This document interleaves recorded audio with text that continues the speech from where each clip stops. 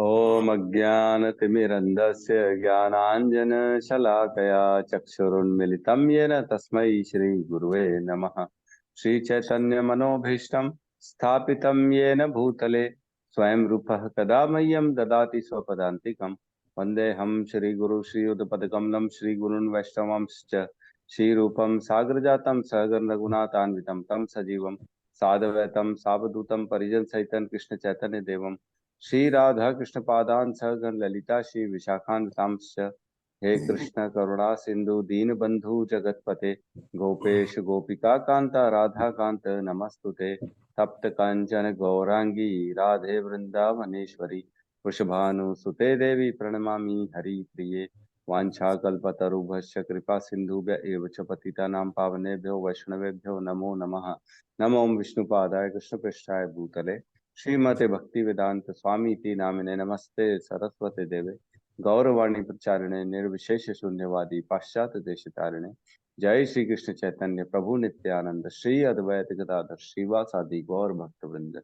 हरे कृष्णा कृष्णा कृष्णा हरे हरे, हरे राम राम राम हरे हरे, हरे कृष्णा। जी माता जी बताएंगी 10 जी नाम अपराध। हरे कृष्णा सबको। भगवान के नाम जप में होने वाले 10 अपराध। पहला है भगवान नाम के प्रचार में संपूर्ण जीवन समर्पित करने वाले महाभागवतों की निंदा करना। दूसरा है शिव ब्रह्म आदि देवों के नाम को भगवान नाम के समान अथवा उससे स्वतंत्र समझना। तीसरा है गुरु की अवज्ञा करना अथवा उन्हें साधारण मनुष्य समझना। चौथा है वैदिक शास्त्रों अथवा प्रमाणों का खंडन करना। पांचवा है हरे कृष्णा महामंत्र के जप की महिमा को काल्पनिक समझना। छठवां है पवित्र भगवान नाम में अर्थवाद का आरोप करना। सातवां है नाम के बल पर पाप करना।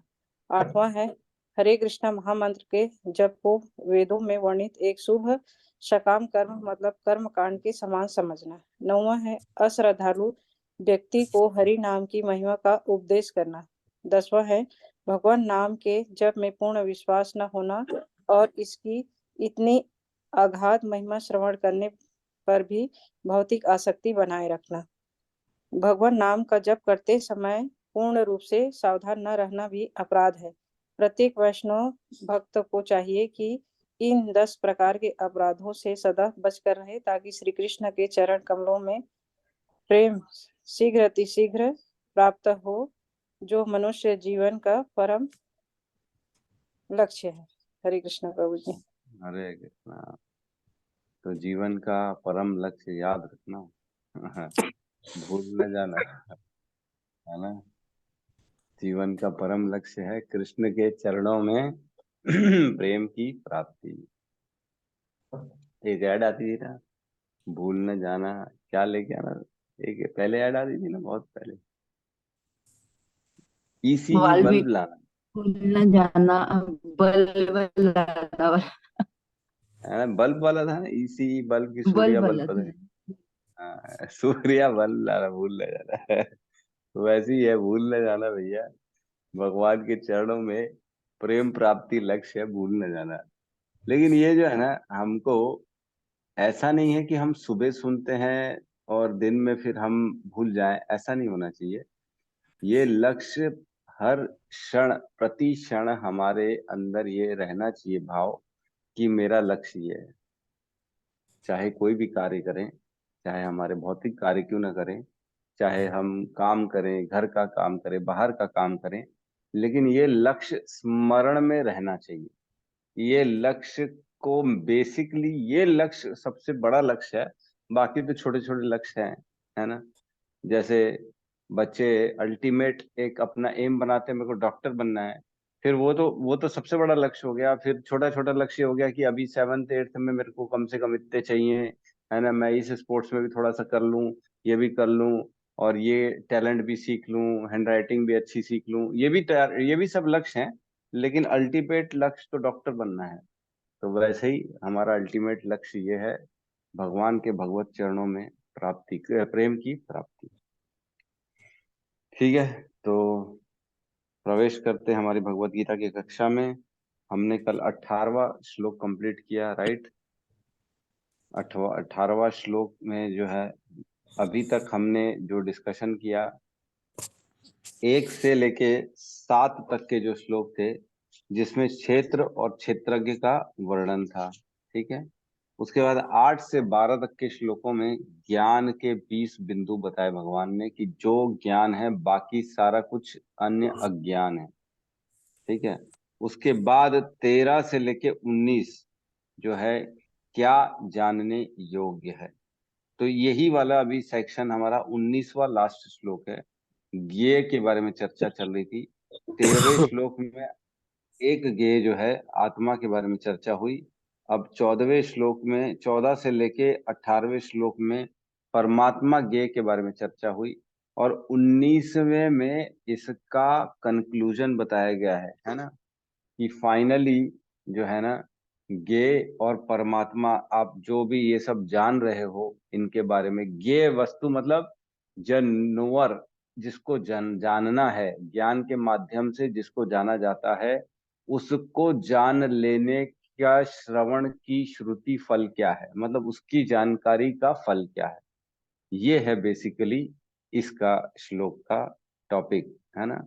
श्रुति फल ऑफ जो है ना ज्ञेय, ऐसा लिख सकते हो आप इस श्लोक के ऊपर पेंसिल में। तो हम प्रवेश करते हैं 19वें नंबर श्लोक में, साथ में दोहराएंगे।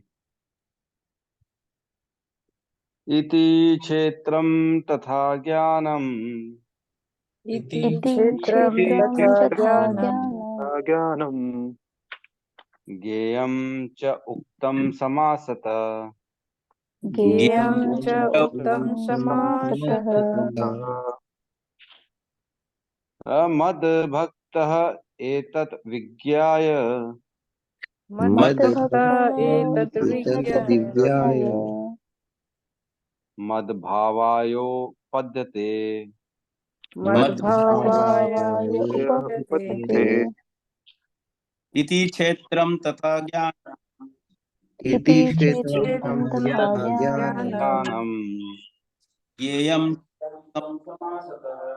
ज्ञेयं च ज्ञेयं उक्तं च उक्तं समासतः समासतः मद्भक्त एतद्विज्ञाय मद्भक्तः मद्भक्तः एतत् विज्ञाय विज्ञाय मद्भावाय उपपद्यते। मद्भावाय मद्भावायोपपद्यते। उपपद्यते। इति क्षेत्रं तथा ज्ञानम् इति क्षेत्रं तथा ज्ञानं ज्ञेयं च उक्तं समासतः ज्ञेयं च उक्तं समासतः मद्भक्त एतत् विज्ञाय मद्भक्तं एतत् विज्ञाय मद्भवाय उपपद्यते। मद्भावायोपपद्यते। अनुवाद।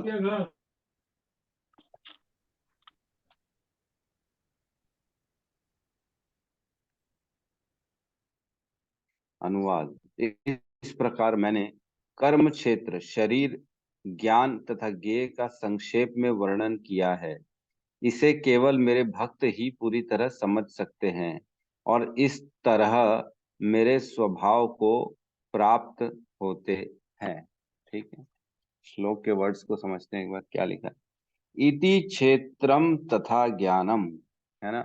क्षेत्र की हमने जानकारी पढ़ी 1 से लेकर 7 नंबर श्लोक में, क्षेत्र और क्षेत्रज्ञ के बारे में।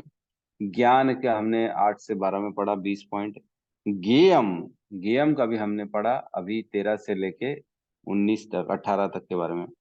च उक्तम समासतः, इन सब को जो है ना, ज्ञेयम तो हमने जो पढ़ा है, जो ज्ञान के द्वारा जानने योग्य है ज्ञेयम, है ना। ज्ञान से क्या जाना जाता है, जानने योग्य है ज्ञेयम। ये सब संक्षेप में भगवान ने कहा है कि मैंने बता दिया। उत्तम समासतः, संक्षेप में मैंने सब तुमको बता दिया है। आगे कहते हैं मद भक्तः एतत् विज्ञाय, ऐसा जो है ये ज्ञान मेरे भक्तों द्वारा ही समझा जा सकता है ना। जो मेरे भक्त हैं, जो मेरे शरणागति हैं, वो ये ज्ञान को समझ सकते हैं। और कह रहे हैं मद भावः उपपद्यते, और इसको पढ़ने, इसको समझने से मेरे भाव को प्राप्त होते हैं। ठीक है, मतलब मेरे भगवत धाम को प्राप्त होते हैं, मेरे स्वभाव को प्राप्त होते हैं, मतलब फाइनल जो उनका डेस्टिनेशन है मेरी प्राप्ति, वो उनको हो जाती है जब वो ये ज्ञेय को समझ जाते हैं, है ना। क्षेत्र क्षेत्र ज्ञान इति क्षेत्रम ज्ञानम ज्ञेयम, ये तीनों चीजों को समझते हैं, क्षेत्र, ज्ञान, ज्ञेय, और जो है ये सारी चीजों को हम जब समझते हैं तब हम ये ज्ञान को समझ पाएंगे और हम अल्टीमेटली भगवत प्राप्ति को उसमें हो जाएंगे, भगवत प्राप्ति हो जाएगी हमारे। ठीक है, तात्पर्य में प्रवेश करते हैं। तो ये जो है ना, एक्चुअल में अभी तक जो पढ़ा 13वें श्लोक का, 13वें अध्याय का 1 से लेके 18 तक का जितने भी श्लोक है हमारे, वो सारों का सार है, और उनके ज्ञान की श्रुति फल क्या है ये बता रहे हैं, है ना। उन सब को पढ़ेंगे, उन सब श्लोकों को समझेंगे तो उसका फल क्या होगा कि वो मेरे स्वभाव को प्राप्त हो जाएगा, मतलब आत्म साक्षात्कार कर लेगा, मेरे को समझ जाएगा तत्व से, जो कि बड़े बड़े ऋषि मुनि भी नहीं जान पाते। हमने पढ़ा था 10.2 में, है ना, क्या कहते हैं भगवान 10.2 में, बड़े बड़े ऋषि मुनि भी मुझे नहीं जानते। न मैं विदु सुरागणा प्रभवम न महर्षय अहम आदि ही देवानाम महर्षिणाम च सर्वशः, मुझे देवता ऋषि महर्षि तक नहीं जानते, क्योंकि मैं उनका उद्गम हूँ, मेरे द्वारा ही वो इस संसार में आते हैं, मैं ही उनको जन्म देता हूँ, उनको सारा कुछ देता हूँ, इसलिए मुझे वो जान ही नहीं सकते, तो वो भी नहीं जान सकते। लेकिन भक्त जो होते हैं ना भगवान के, वो इजीली भगवान को जानते हैं। कैसे जानते हैं? वो उनकी कृपा होती है, कृपा से भक्त भगवान को जान सकते हैं। खुद के तप और बल से कोई नहीं जान सकता भगवान। जैसे ऋषि लोग होते हैं, है ना, ये लोगों में बड़ी तपस्या करते हैं, लेकिन ये भगवान को तपस्या से नहीं जान सकते भक्त, लेकिन जो भगवान की कृपा पात्र होता है वो जान जाता है।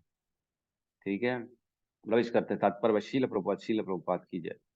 भगवान ने शरीर, ज्ञान तथा ज्ञेय का संक्षेप में वर्णन किया है। शरीर, ज्ञान और ज्ञेय कौन समझाएगा? ये तीनों क्या है?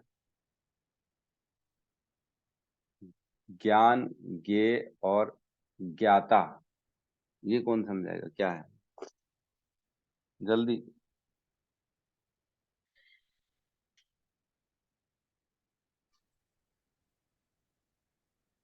गौतम प्रभु हैंड रेस किए हैं।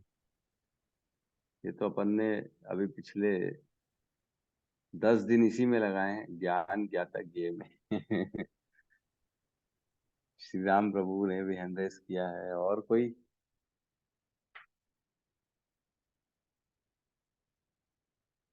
अरे ऐसा तो मत करो भाई, निराश मत करो हमें। आशा बहुत है आपसे। सोनिका माता जी ने भी हैंड रेस किया है। ठीक है, सोनिका माता जी आप बताइए। हरे कृष्णा प्रभु जी, दंडवत प्रणाम। हरे कृष्णा। प्रभु जी, ज्ञान जो हम अभी पढ़ते आ रहे हैं, ये ज्ञान और ज्ञान शरीर का ज्ञान और आत्मा का ज्ञान, और ये जो जानने योग्य है वो क्षेत्र, क्षेत्रज्ञ और जो जानने योग्य भगवान है। प्रभु जी, मेरी क्लास 2-3 दिन से मिस भी हो रही है, इसलिए मैं अच्छे से एक्सप्लेन नहीं कर पा रही, क्षमा कीजिए।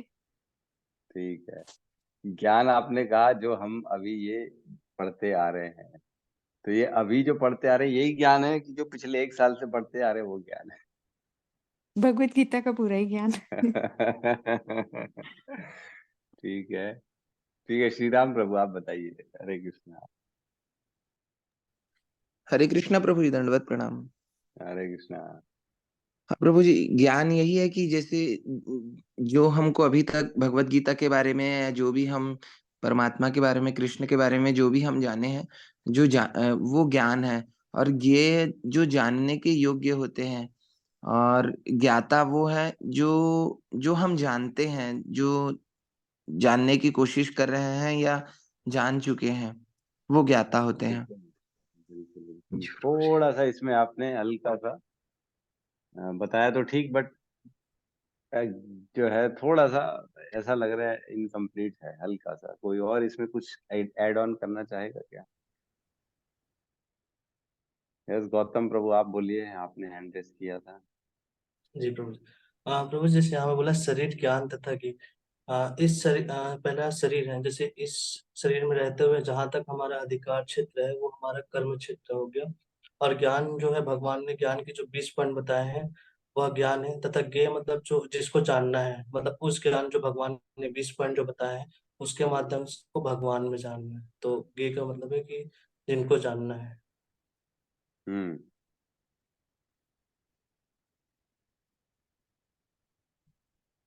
जी प्रभु ठीक है। क्या मेरी आवाज आ रही है सबके पास? जी प्रभु जी। तो ज्ञाता आ रहा है ना? तो ज्ञाता वो होता है जो ज्ञान के माध्यम से ज्ञेय को जानता है ना? ज्ञेय वो हो गया है जो ज्ञान के माध्यम से जाना जाता है ना? और ज्ञाता वो होता है जो ज्ञान के प्रयासों में लगा हुआ है ज्ञेय को प्राप्त करने के लिए, है ना? तीनों एक दूसरे से रिलेटेड हैं, ठीक है? ज्ञाता ज्ञान के माध्यम से ज्ञेय को जानता है, ठीक है? ये इजी है, इसी को समझना है। और बिल्कुल सही है कि 20 पॉइंट्स जो बताए गए हैं वही ज्ञान है और कुछ ज्ञान नहीं है ज्ञेय को जानने के लिए, ठीक है? जानने के लिए 20 ज्ञान के जो बिंदु भगवान ने बताया वही है, ठीक है? तो ज्ञेय क्या क्या है, कौन कौन ज्ञेय है? हरे कृष्णा प्रभु जी। आत्मा तथा परमात्मा।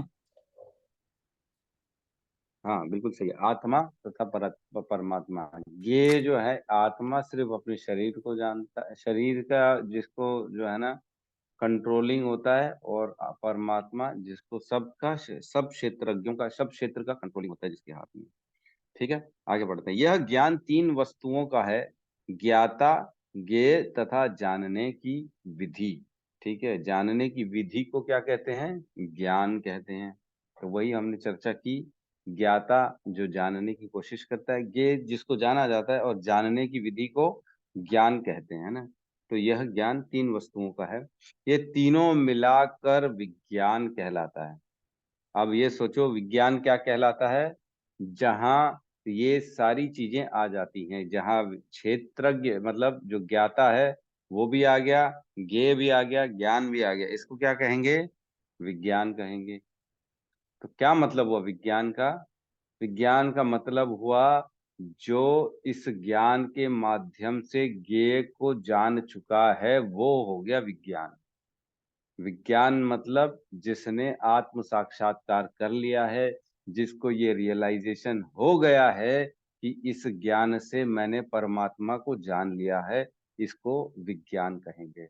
मतलब प्रोसेस जो हो गया वो अलग हो गया, लेकिन जब रिजल्ट आ गया उसको ये रियलाइज हो गया, उसको आत्म अनुभूति हो गई, इसको कहेंगे विज्ञान, ठीक है? कल परसों ना मेरी बेटी मेरी बेटी बोल रही थी, अभी 12th में बायो पढ़ती है ना, तो बोलती है कि शरीर किससे बना है? तो मैं बोला शरीर 24 तत्वों से बना है। तो बोलती है आपको इतना भी नहीं मालूम, शरीर एटम और मॉलिक्यूल से बना है। अरे मैंने कहा ऐसा नहीं है भाई। तो बोलती नहीं नहीं, एटम ही है, सबसे छोटा एटम होता है, फिर उसके में अंदर न्यूक्लियस होता है, प्रोटॉन न्यूक्लियॉन ये सब होता है। अरे मैंने कहा ये तो तू खाली अन्नमय कोश में अटकी पड़ी हुई है। अंदर कब जाएगी? तो कहने का मतलब है सबको ही नहीं समझ सकते इसको, ये ज्ञान को। जो भगवत भक्त है वही समझ सकता है कि ये ज्ञान क्या है। आगे कहते हैं, पूर्ण ज्ञान भगवान के अनन्य भक्तों द्वारा प्रत्यक्ष समझा जा सकता है। तो पूर्ण ज्ञान मतलब आत्म साक्षात्कार की ये पूरा का पूरा कंप्लीट प्रोसेस अनन्य भक्तों द्वारा ही प्रत्यक्ष समझा जा सकता है। तो ऑलरेडी हमने पढ़ा है, 18वें अध्याय में भी भगवान बताते हैं कि भक्तों के द्वारा, मेरी भक्ति से ही मुझको जाना जा सकता है, बाकी चीजों से नहीं जा सकता।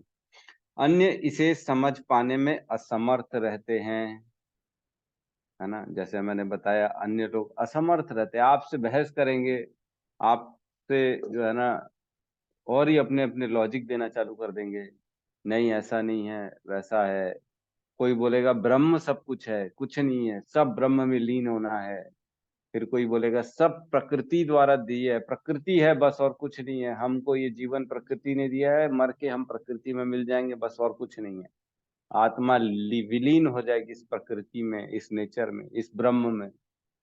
तो ये लोग सबके अपने अपने फंडे होते हैं।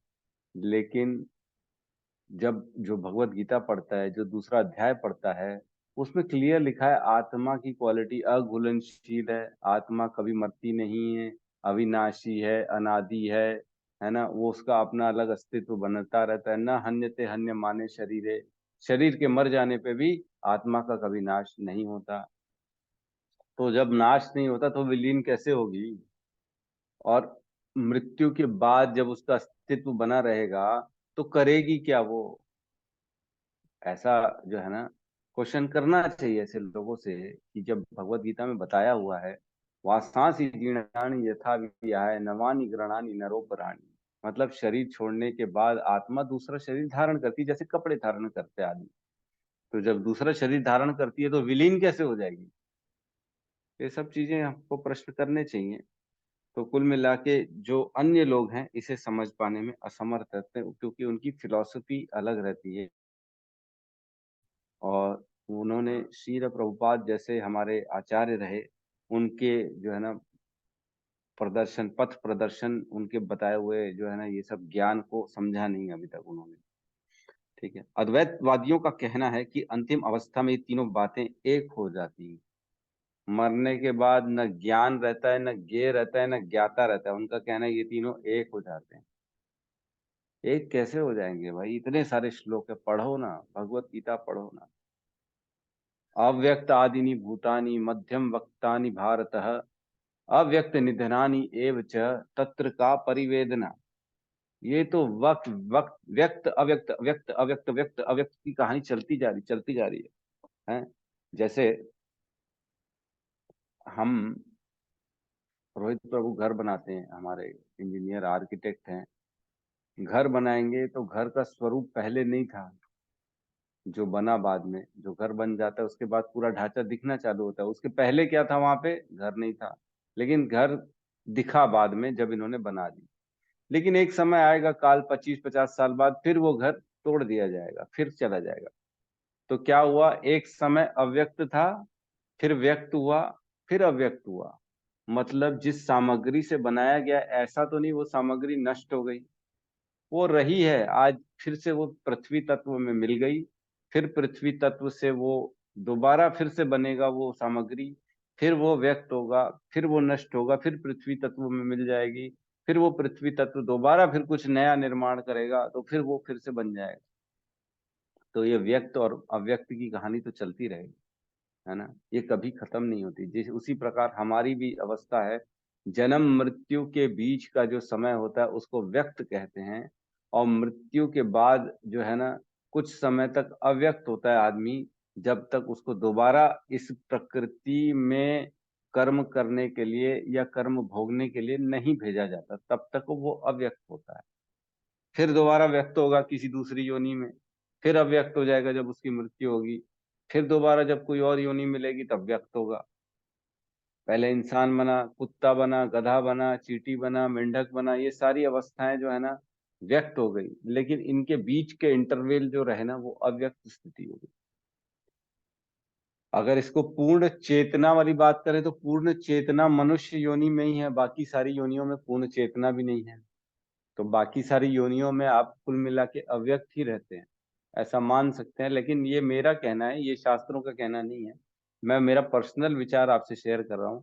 मेरा ये पर्सनल सोचना है कि जब हम कोई और योनि में रहते हैं ना, क्योंकि हमारे पास चेतना नहीं रहती, हम क्यों, क्या और कैसे, इन सब सवालों में, उस योनि में इन सब सवाल तक जा ही नहीं सकते। हम सोच नहीं सकते ये कैसे हो रहा है मेरे साथ, मैं यहाँ क्या क्यों फंसा हुआ हूँ, ये क्यों सह रहा हूँ मैं, ये ऐसा जबरदस्ती मेरे साथ इस शरीर में मेरे को क्यों डाला गया, इससे उद्धार पाने के क्या रास्ते हैं, ये सब सवाल नहीं आते उन योनियों में। उस योनि में बस ये आता है, मेरे सामने रोटी एक खा लो, है ना, अपने शरीर का बचाव करो, इधर उधर दौड़ो, बचो, कोई मुझे मारे ना, ये सब इतने कॉन्शियसनेस रहती है, बस इससे ज्यादा कॉन्शियसनेस नहीं रहती है। ठीक है, तो ज्ञान तथा ज्ञान के विकास का अर्थ है अपने आप को कृष्ण भावनामृत में समझना, है ना।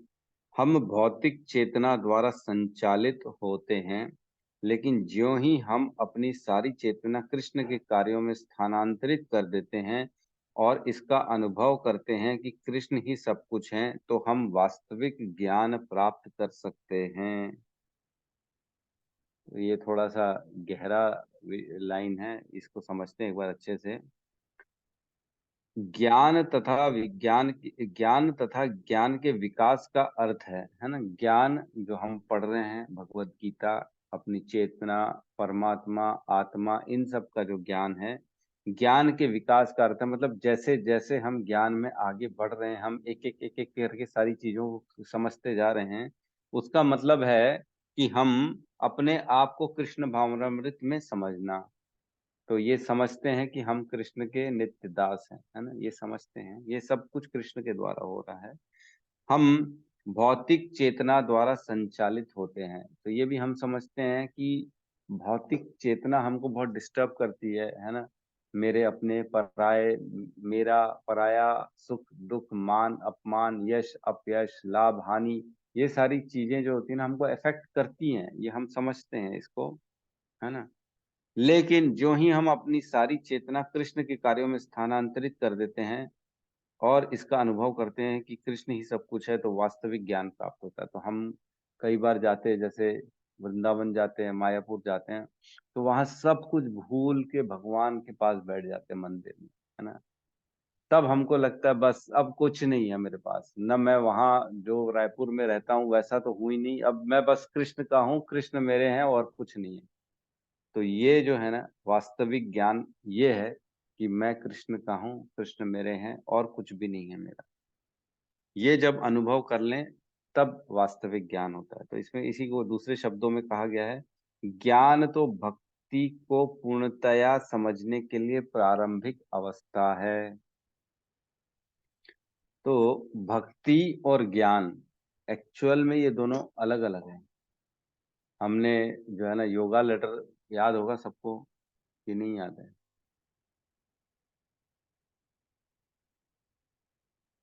कौन बताएगा योगा लेटर?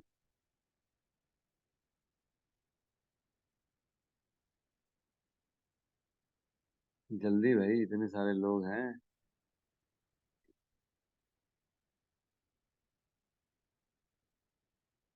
ये तो सब तो PP1 वाला है योगा लेटर तो प्री प्राइमरी वाला है। हैं? अनिल बाबू बताएंगे? हंस रहे मुस्कुरा रहे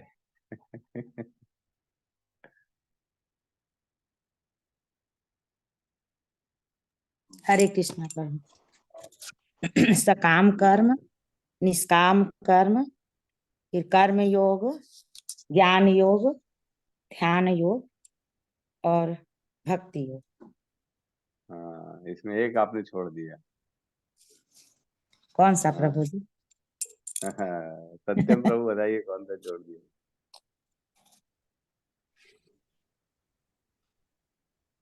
ध्यान योग। प्रभु जी वॉइस आ रही है अभी? हाँ आ रही, अभी आ रही, बोलो। हाँ हाँ, कर्म योग, सकाम कर्म, अ, नहीं सॉरी, कर्म कांड, सकाम कर्म, अ, कर्म योग जिसमें निष्काम कर्म और कृष्णमय कर्म होता है, ज्ञान योग, ध्यान योग और बुद्धि योग और भक्ति योग। बुद्धि योग को अलग रखो, बुद्धि योग एक्चुअल में पार्ट नहीं जी है, वो इसी में भी मिश्रित हो जाता है। जी। क्या गौतम प्रभु इन्होंने सही कहा? प्रभु जी क्या बोलते हैं, पहले सकाम कर्म आता है, उसके बाद कर्म कांड। हाँ एकदम सही बोला, पहले आता है सकाम कर्म, फिर आता है कर्म कांड।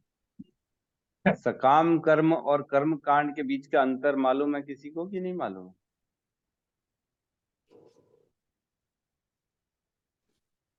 क्या अंतर है सकाम कर्म और कर्म कांड में?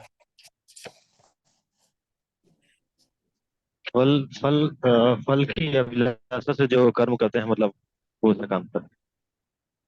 और कर्म कांड?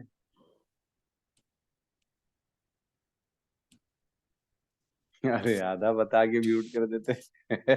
ये क्या बात है? ठीक है, सोनिका माता जी आप बताइए। हरे कृष्ण प्रभु जी। प्रभु जी, हरे सकाम कर्म हुआ कि फल की इच्छा से कर्म करना, और कर्म कांड हुआ कि डर से करना, कि अगर हम ऐसा नहीं करेंगे तो हमें पाप लगेगा। प्रेम नहीं नहीं प्रेम नहीं नहीं नहीं होता उसमें, कर्म कांड में। नहीं नहीं, ये डिफरेंस नहीं है। मुझे सॉरी, वो बस में कोई बात करने लगे तो वो जैसे कर्म कांड अपनी इच्छाओं को पूरी करने के लिए वेद अनुसार मतलब कर्म करना एक तरह से, हाँ, ऐसा वेद करना। अनुसार कर्म कर्मा करना अपनी इच्छाओं की प्राप्ति के लिए। एक तो ये भी एक तरह से सकाम कर्म ही होता है, लेकिन जो वेदों में बताया गया है वो मार्ग को अपनाते हुए उसकी अपनी इच्छा की पूर्ति करना, इसको कहते हैं कर्म कांड। और सकाम कर्म में वेदों का कोई लेना देना नहीं है। उसमें आप विकर्म भी करते हो, गंदे कर्म भी कर लेते हो, चोरी भी कर लोगे अपनी इच्छा प्राप्ति के लिए, लेकिन कर्म कांड में चोरी नहीं करोगे। कर्म कांड में अगर आपको धन चाहिए तो आप यज्ञ करोगे, कोई उपवास रखोगे, कोई तपस्या करोगे, या जो चाहिए सरस्वती माता की पूजा करोगे ज्ञान के लिए, सुंदरता के लिए, मेरे ख्याल से दुर्गा देवी की पूजा करोगे, ऐसा कुछ है ना। तो ये होता है कर्म कांड और ये होता है सकाम कर्म। तो प्लीज प्लीज ये सब छोटे छोटे चीजों को याद करो आप लोग, है ना। इन सब चीजों में भटको मत, ये तो हमारा बचपन में पढ़ा वाला है सब कुछ, इसको बड़े हो गए भूलना नहीं है, ठीक है। तो कहने का मतलब है दूसरे शब्दों में, ज्ञान तो भक्ति को पूर्णतः समझने के लिए प्रारंभिक अवस्था होती है। तो हमने शुरू से पढ़ा कि ज्ञान ये होता है, ये होता है, लेकिन भक्ति और ज्ञान में बहुत बड़ा अंतर है। ज्ञान के द्वारा भक्ति को भक्ति तक पहुंचा जा सकता है, लेकिन भक्ति और ज्ञान में बहुत बड़ा अंतर है। ज्ञान योगी जो होते हैं वो अगर ज्ञान तक अटक गए तो वो भक्ति में नहीं पहुंच पाएंगे, है ना। लेकिन ज्ञान से जिसको ये समझ में आ गया कि कृष्ण ही सब कुछ है, तो वो ज्ञान योग छोड़ देगा और सिर्फ अनन्य भक्ति में चला जाएगा। अनन्य भक्त जो होते हैं उनका ज्ञान से कोई लेना देना नहीं होता है। ज्ञान तो सिर्फ एक परिधि बनाई गई है। जैसे हम बताते हैं कि हमने 16 माला जप का प्रभुपाद ने सबको नियम दिया, तो ये नियम दिया, ये ज्ञान है। हमने ज्ञान प्राप्त किया अपने गुरु से, अब 16 माला कर रहे हैं। लेकिन 16 माला इसलिए नहीं कर रहे हैं कि सिर्फ ये हमारे गुरु के द्वारा आदेश है। 16 माला करते करते करते करते करते करते उस नाम जप से प्रेम हो जाएगा, शुद्ध प्रेम, अनन्य प्रेम हो जाएगा। तो जिस दिन हमको लगेगा 16 नहीं, ये तो 20 भी करूं, 25 भी करूं, 30 भी करूं, उस दिन हम उससे ऊपर उठ जाएंगे ज्ञान से। उस दिन हम प्रेम से 16 माला करेंगे। फिर इसलिए नहीं करेंगे क्योंकि हमारे को प्रभुपाद ने या हमारे गुरु ने बोला है, फिर हम प्रेम वश में ये करेंगे, है ना। उसी प्रकार जब सुबह का नियम मंगला आरती का दिया जाता है, भगवान की विग्रह सेवा दी जाती है, भगवत गीता का पठन पाठन कहा जाता है, कथाएं सुनने के बारे में कहा जाता है, तो जिस दिन हमको अंदर से ये रुचि आना चालू हो जाती कि नहीं अब तो मेरा यही इसी में मन लग रहा है, उस दिन फिर नियम की जरूरत नहीं पड़ती है। नियम बनाए इसलिए जाते हैं कि धीरे धीरे प्रेम प्राप्त हो उससे, और जब प्रेम प्राप्त हो जाता है तब नियम की कोई जरूरत नहीं पड़ती। ठीक है, तो ये प्रारंभिक अवस्था होती है ज्ञान, लेकिन जब पूर्णता हो जाता है तो उसको क्या कहते हैं, भक्ति। मेरे ख्याल से समझ में आ गया होगा इसको। तो क्या बेसिकली ज्ञान क्या है, मैं कौन हूँ, और भगवान भगवान कौन है, और मैं यहाँ क्या कर रहा हूँ, मेरा भगवान से क्या संबंध है, ये सारे क्वेश्चंस को जानना एक्चुअल में ज्ञान है ना। अपना संबंध स्थापित करना भगवान से, अपने आत्मा परमात्मा के बारे में जानना, ये ज्ञान है। और ये जब हम पूर्णतया आश्वस्त हो जाते हैं तब हम भक्ति में प्रवेश करते हैं। ठीक है, तो इसमें कहा गया कि 15वें अध्याय में इसकी विशाद व्याख्या की गई है। तो 15 में हम जाएंगे तो पढ़ेंगे। वैसे एक श्लोक निकाला था 15.11, 15.11 पेज नंबर 520। इसमें कहते हैं आत्म साक्षात्कार को प्राप्त प्रयत्नशील योगी जन यह सब स्पष्ट रूप से देख सकते हैं, लेकिन जिनके मन विकसित नहीं है और जो आत्म साक्षात्कार को प्राप्त नहीं है, वे प्रयत्न करके भी यह नहीं देख पाते कि क्या हो रहा है ना। तो मैं कौन हूँ, परमात्मा कौन है, आत्मा, इनका विज्ञान ज्ञान, ये सब चीज नहीं देख पाता है। कौन नहीं देख पाता है? जो आत्म साक्षात्कार के लिए जो प्रयत्न है, प्रयत्नशील योगी है। योगी मतलब जो भगवान के परायण है, भगवान अपने मतलब प्रयास कर रहा है अपने गुरु के मार्गदर्शन में रहते हुए, सोला करना है, तपस्या करनी है, सिर्फ प्रसाद खाना है, ये नहीं खाना है, वो नहीं खाना है, गैम्बलिंग नहीं करनी है। जो ये तपस्या कर रहा है योगी है, वो आत्म साक्षात्कार के लिए प्रयास करता है, वह सब चीज देख पाता है। लेकिन जिनका मन विकसित नहीं है, जो अभी भी भोगों में लगे हुए हैं, वो नहीं समझ पाएंगे, है ना। वो उनको लगेगा ये लोग पागल है, क्या कर रहे हैं, समझ में नहीं आ रहा। ठीक है, आगे बढ़ते हैं।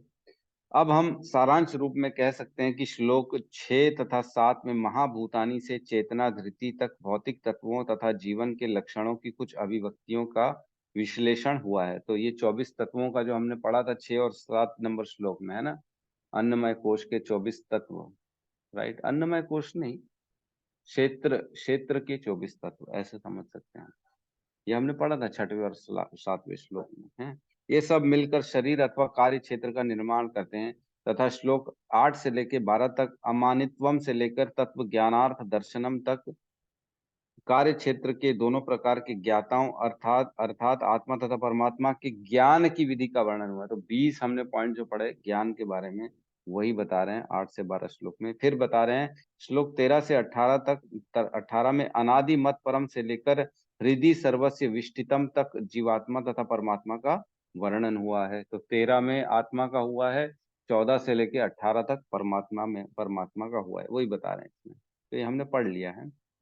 इस प्रकार तीन बातों का वर्णन हुआ है, कार्य क्षेत्र, शरीर, जानने की विधि तथा आत्मा एवं परमात्मा। ठीक है, ये बेसिकली बता रहे हैं इन श्लोकों में हमने क्या क्या पढ़ा।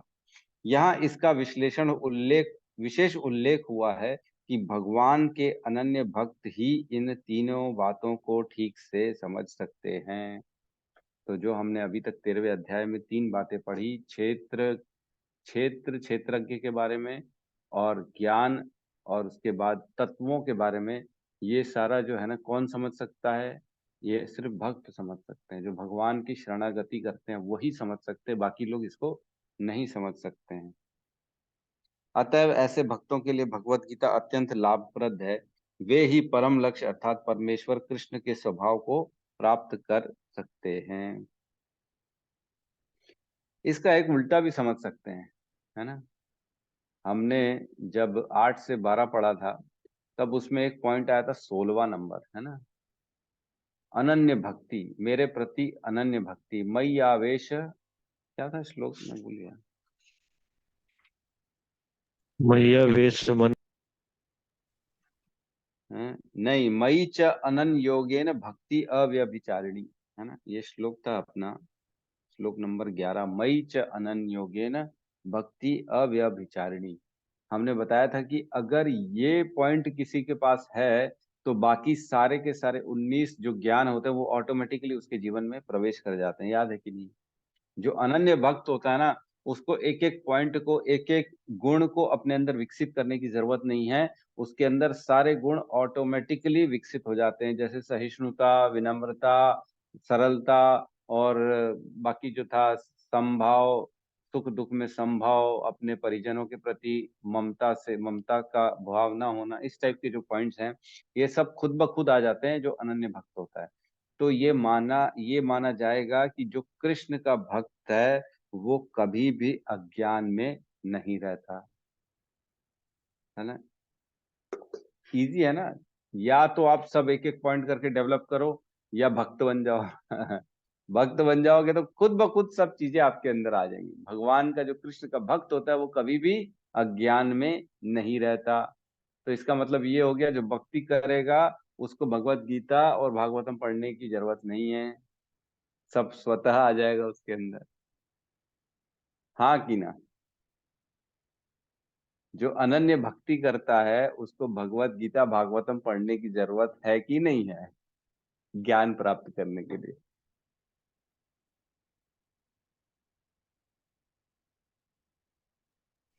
नहीं प्रभु जी, स्वतः ही आ जाएगा। स्वतः आ जाएगा, यस। और सत्यम प्रभु भी कह रहे हैं कि नहीं पढ़ने की जरूरत है।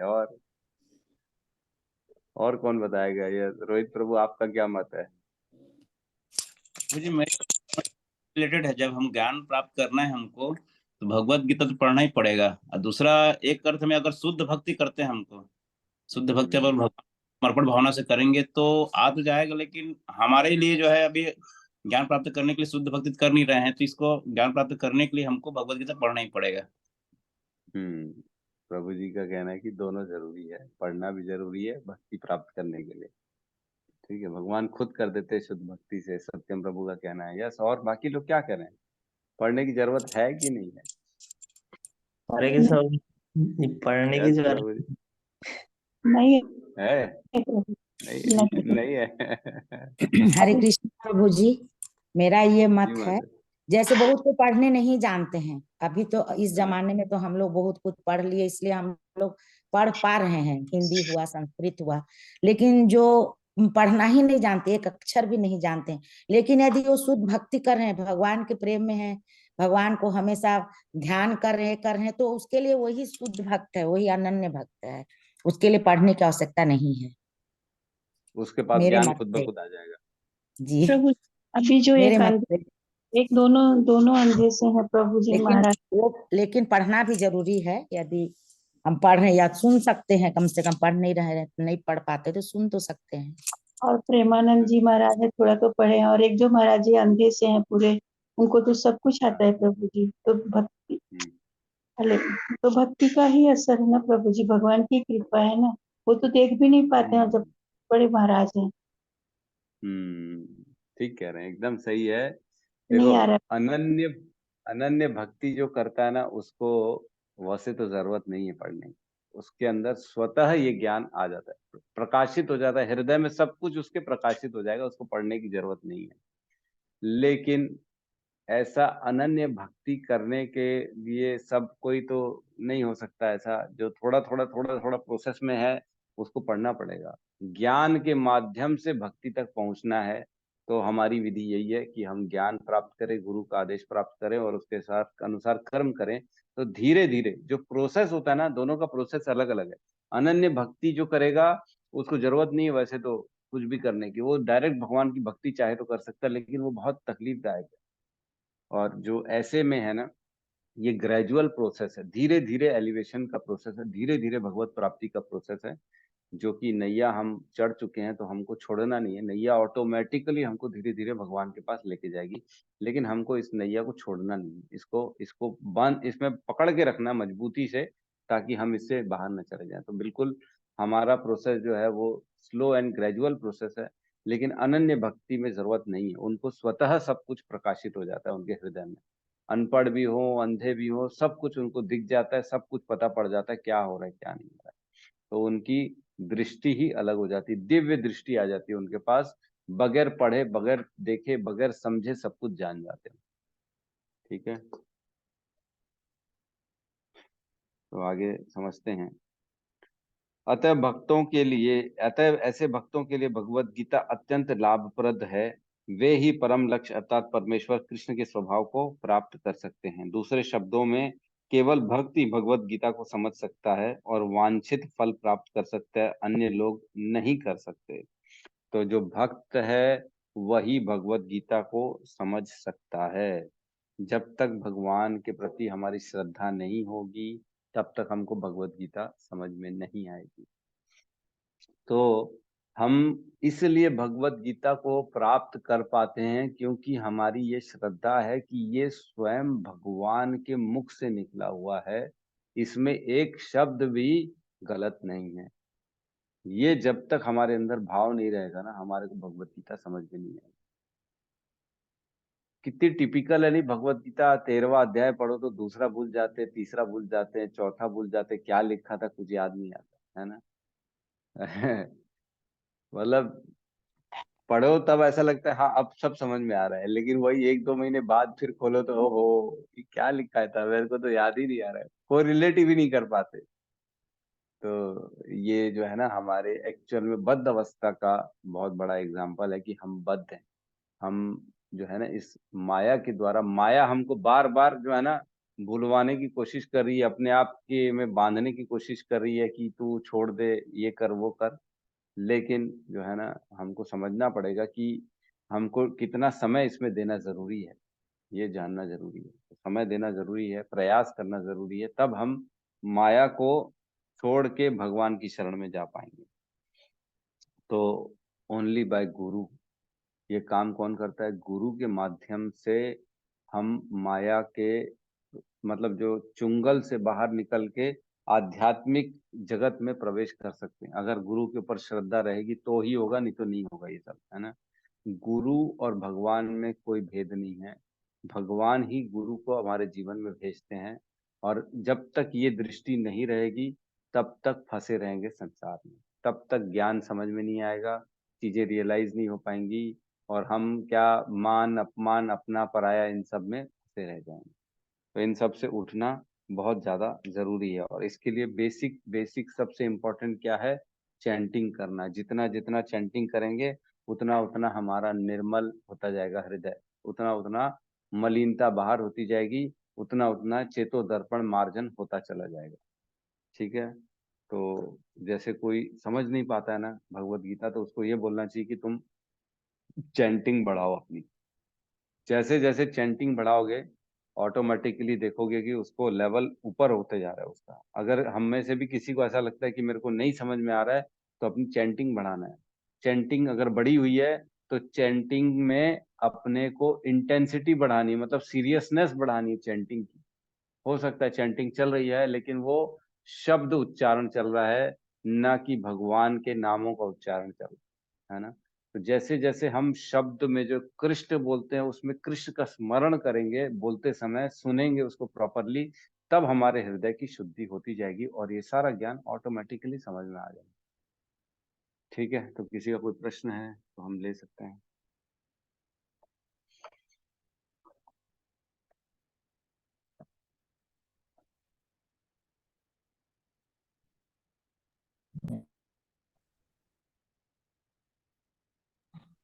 हरे कृष्ण प्रभु जी, दंडवत प्रणाम। हरे कृष्णा। जी प्रभु जी, जो अभी जो 3 विषय में जो चर्चा हुई थी, ज्ञान, ज्ञेय और ज्ञाता, है ना प्रभु जी? मुझे ज्ञान को आपने बताया कि जानने की विधि, और ज्ञेय को जानने वाला, जानने योग्य। प्रभु जी जिसको जाना जाता है, इसको जाना जाता है। और प्रभु जी ज्ञाता, ज्ञाता को क्या बोल प्रभु जी? जो ज्ञाता जो होता है, जो व्यक्ति नहीं होता, व्यक्ति होता है क्या? जो हाँ ज्ञान, व्यक्ति होता है ना। आप ज्ञाता हो ना, जैसे आप प्रयास कर रहे हो ज्ञेय को जानने की ज्ञान के माध्यम से, तो आप ज्ञाता हो गए। तो मतलब मैं जानने वाला हो गया प्रभु जी, ज्ञाता के द्वारा। हम्म आप जी जानने वाले हो गए। जी आप प्रभु। प्रयास कर रहे हो भगवत गीता पढ़ के भगवान को प्राप्त करने की, भगवान को समझने की, तो ज्ञेय हो गए भगवान, और ज्ञान हो गया भगवत गीता, और ज्ञाता हो गए आप। जी प्रभु जी।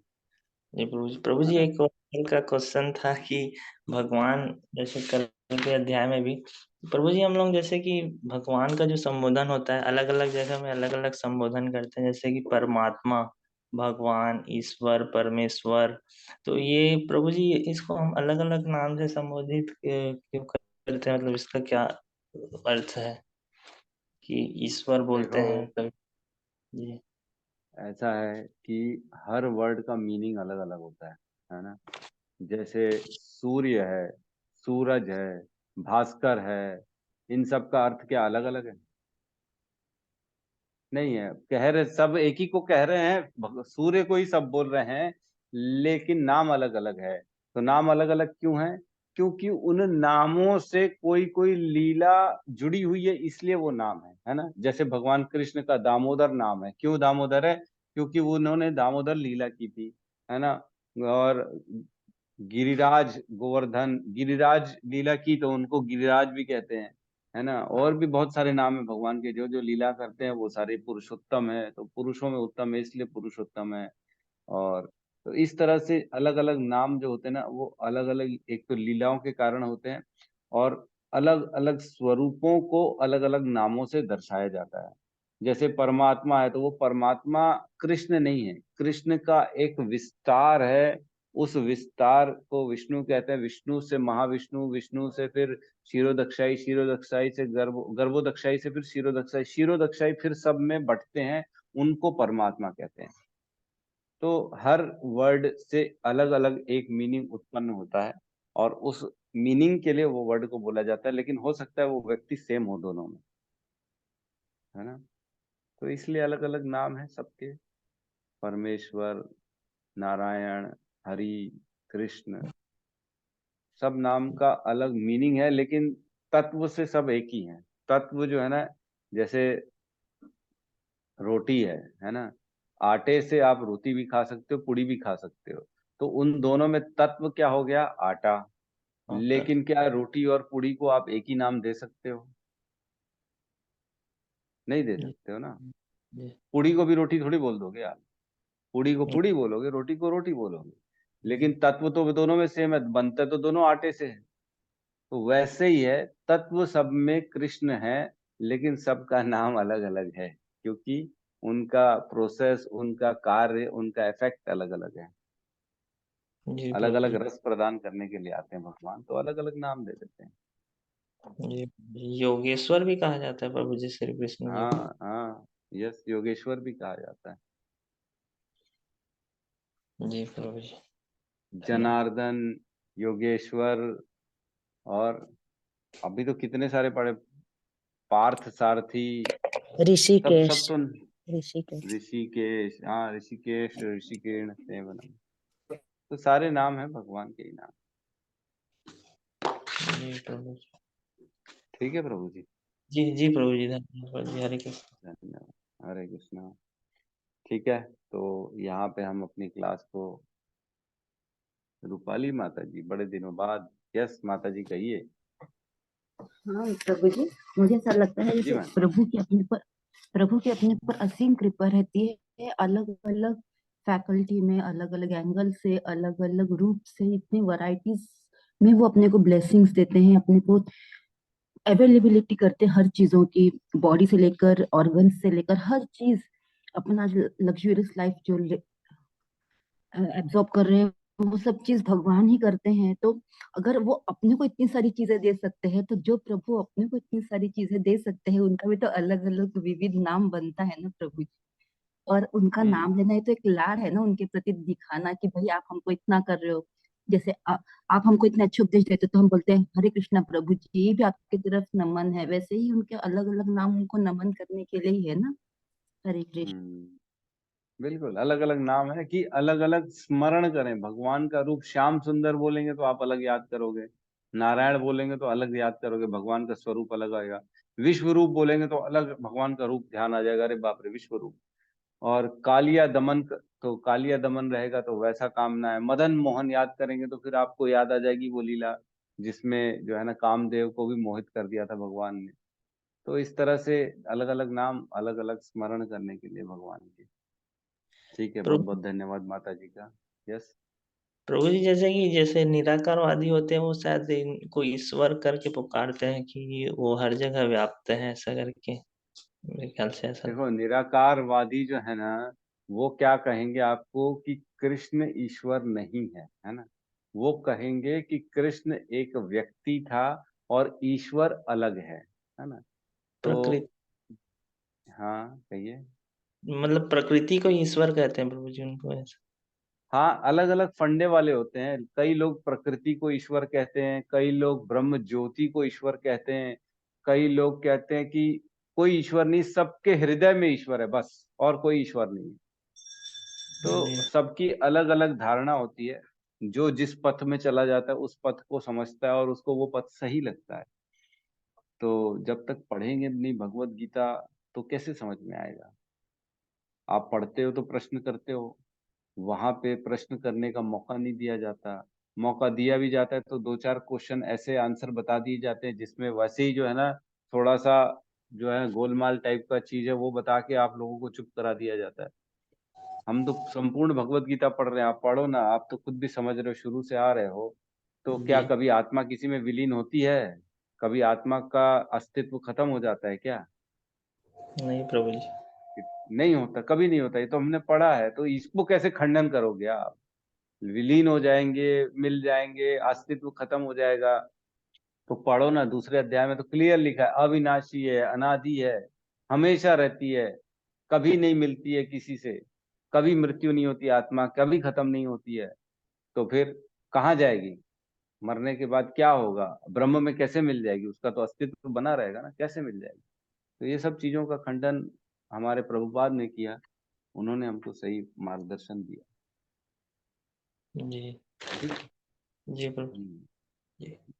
हरे हरे कृष्ण। अनिल प्रभु कुछ कहना चाहते हैं? यस प्रभु जी, हरे कृष्णा।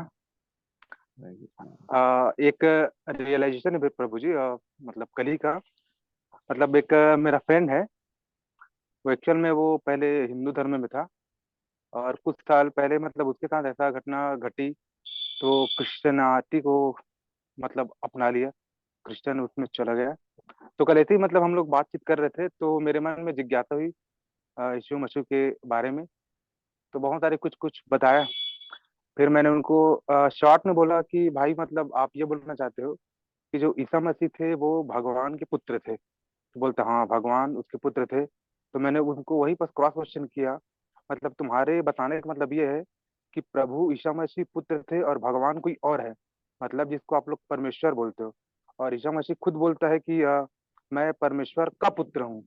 इसका मतलब ये है कि प्रभु ईसा मसीह अलग है और भगवान कोई और है। तो मैं उनसे वही पूछा, तो एक्चुअल में भगवान कौन है, दिखता कैसे है?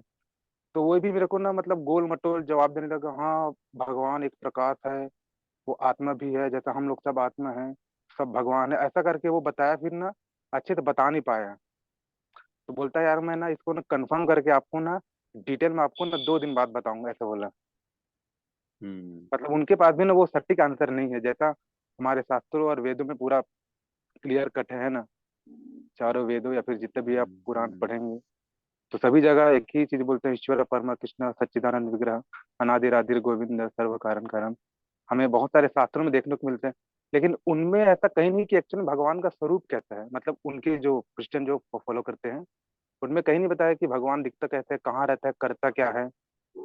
हमारे मतलब शास्त्रों में हर चीज लिखा है, भाई वो गोलोक धाम में है, और जितने भी ग्वाल बाल है उनके साथ नित्य लीला करते हैं, है ना, अलग अलग उनकी लीलाएं हैं।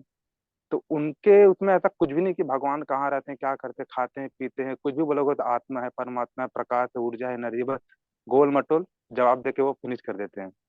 हम्म। तो यही सब नहीं, ये डिस्कशन में। आप जो कर रहे हो ना, ये बहुत बड़ा काम है, बहुत अच्छा काम है। घर वापसी जिसको करा दो तो ये बहुत बड़ा काम है। प्रभु भगवान कृष्ण इससे बड़े प्रसन्न होते हैं कि आपने जो भटके हुए मेरे जीवांश हैं, जो इधर उधर भटक रहे हैं, उनको वापस उनके साथ जोड़ना, ये बहुत अच्छा काम है। आप उनके साथ बिल्कुल तर्क वितर्क करिए और एकदम शास्त्र बात करिए। बोलना भाई, ना मैं हिंदू ना तू क्रिश्चियन, शास्त्र में क्या लिखा है, तेरे पास क्या प्रूफ है, मेरे पास क्या प्रूफ है, ला मिलाते हैं, बात करते हैं, समझते हैं क्या है। क्या पता मैं गलत हूँ, क्या पता तू गलत हो, ये तो जब हम बैठेंगे, जब चर्चा करेंगे तब क्लियर होगा। तो आप बिल्कुल उससे शास्त्रार्थ करो, आप 4 डिस्कशन करो, 4 श्लोक आप ले जाओ, बोलना ये ऐसा क्यों लिखा है, फिर 10.8 में क्यों क्यों लिखा है, अहम सर्वस्य प्रभो, ऐसा क्यों लिखा है भगवान ने, मतः सर्वम प्रवर्तते, मुझके मेरे मेरे से ऊपर कुछ भी नहीं है, ऐसा क्यों लिखा है? तो क्या कृष्ण है सब कुछ? आप डिस्कशन करो, बिल्कुल आप उसको समझाओ, ताकि वो वापस अपने घर धर्म में आ सके, सनातन धर्म को दोबारा ले सके। ये बहुत बड़ी विडंबना हो गई है कि हिंदू सनातनी वो ये नहीं जानते कि उनके धर्म में क्या लिखा है, दूसरों को फॉलो कर रहे हैं।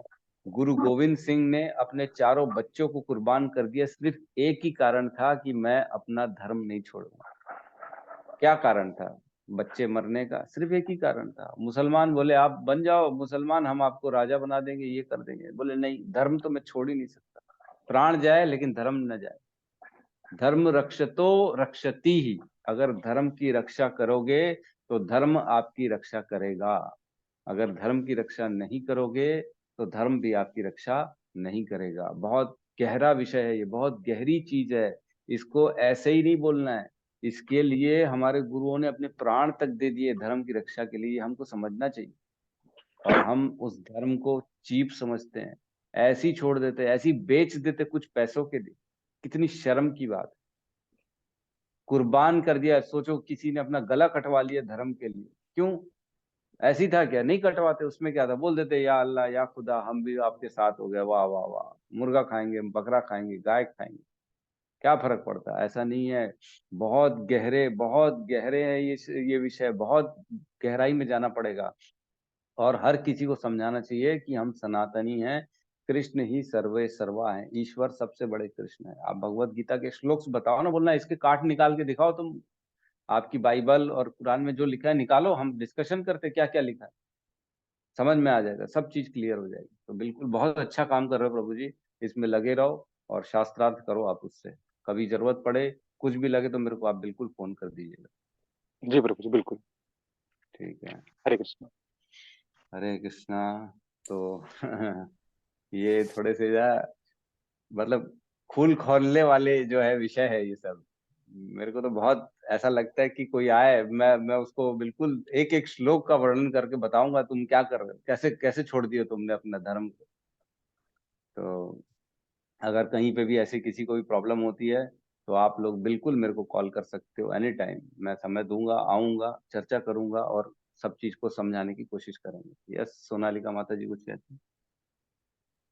हरे कृष्ण प्रभु जी। हरे कृष्णा। हाँ प्रभु जी, मैं ये पूछ रही थी कि जैसे कोई भगवान को या जैसे ब्रह्म को समझते हैं या दूसरे दूसरे धर्म वाले, वो उतना ही समझ पाते हैं भले आप उनको कितना भी बताएं। तो ये क्या उनकी इच्छा की वजह से होता है कि वो उतना ही समझना चाहते हैं, या तो फिर ये भगवान की स्वीकृति रहती है कि वो उतना तक ही समझें? देखिए ये तो बेसिकली कर्मों के आधार पे ही है। इसमें ना ऐसा नहीं है कि, देखिए मतलब दोनों पॉइंट है। वैष्णव जो होते हैं ना, वो किसी के जबरदस्ती प्रवेश कर सकते हैं, प्रारब्धों को बदल सकते हैं वैष्णव। जैसे किसी की स्वीकृतियां नहीं है, सपोज करो उसके प्रारब्ध में लिखा है भोगना कष्ट, और उसके प्रारब्ध में और कुछ बहुत सारी चीजें लिखी है, लेकिन वैष्णव जबरदस्ती उसके प्रवेश कर सकता है और उन प्रारब्धों को जबरदस्ती जाके भगवान का नाम बुलवा के थोड़ा बहुत अल्टर कर सकता है, उसको चेंज कर सकता है। तो दोनों चीजें हैं। अगर वो शराब की बात मानेगा तो प्रारब्ध बदल जाएंगे, नहीं मानेगा ये तो उसकी चॉइस के ऊपर है। तभी तो प्रभुपाद ने कहा ना 5% हमारी चॉइस जो है ना वो हमारे साथ ही रहती है। अगर चॉइस उसने कर ली आपके साथ तो हो सकता है चेंज कर ले, चॉइस नहीं की तो वो इस पर प्रारब्ध जो चलेगा, जो भोगेगा वो भोगता ही रह जाएगा। तो वैष्णव जो होते हैं ना, जो भगवान के नाम के प्रचारक होते हैं ना, वो बेसिकली सबके प्रारब्ध बदलने का काम करते हैं। जो भाग्य में लिखा है उसको कौन बदल सकता है? वो सिर्फ एक भक्त बदल सकता है और कोई नहीं बदल सकता। ठीक है माता जी। जी प्रभु जी।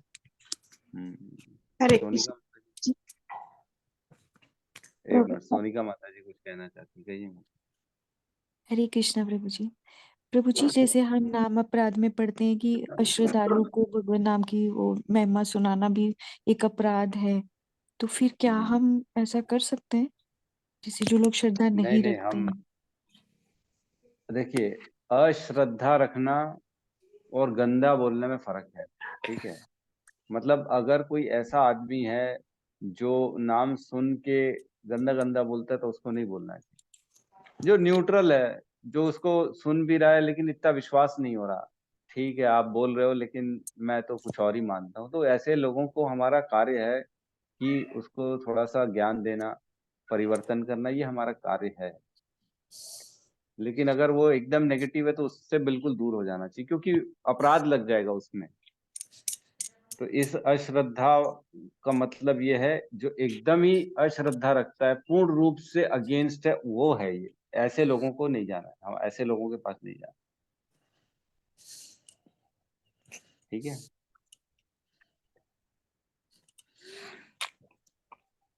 जी प्रभु जी। हरे कृष्ण। यस माता जी कुछ कहना चाह रही। प्रभु जी वही पूछना चाह रही थी जो माता जी ने पूछ लिया। जो कुछ लोग सुनना ही नहीं चाहते हैं तो उनको क्या करना है भगवान, मतलब ये सुनना ही नहीं है, सब अपने फायदे के लिए लिखा है ऐसा बोल, किसने लिखा है उनका कहना रहता है। तो फिर मैं चुप हो जाती, नहीं बोल पाती। वैसे भी मुझे ज्यादा नहीं आता, लेकिन फिर भी थोड़ा बहुत भगवान का बोलती, भगवान ही है सब कुछ, नहीं किसने देखा है भगवान है कर, ऐसा बोलते हैं। तो फिर क्या करते हैं, छोड़ देते हाँ छोड़ दो, तो ज्यादा जो नहीं सुन पा रहे छोड़ दो, धीरे धीरे कोशिश करो, धीरे धीरे चीजें बदल जाएंगी। हैं। क्योंकि इतना तो ठीक है। हमें भी नहीं है, फिर भी थोड़ा बहुत बोलते हैं, भगवान है जो भी उनकी मर्जी से हो रहा है, काय का मर्जी है बोलते, हम ही हम हैं। ठीक है भाई, तुम ही तुम हो। ठीक है, चलिए तो यहाँ हम क्लास को क्लोज करते हैं, सब मिलके हरे कृष्ण महामंत्र का जाप कर लेते हैं।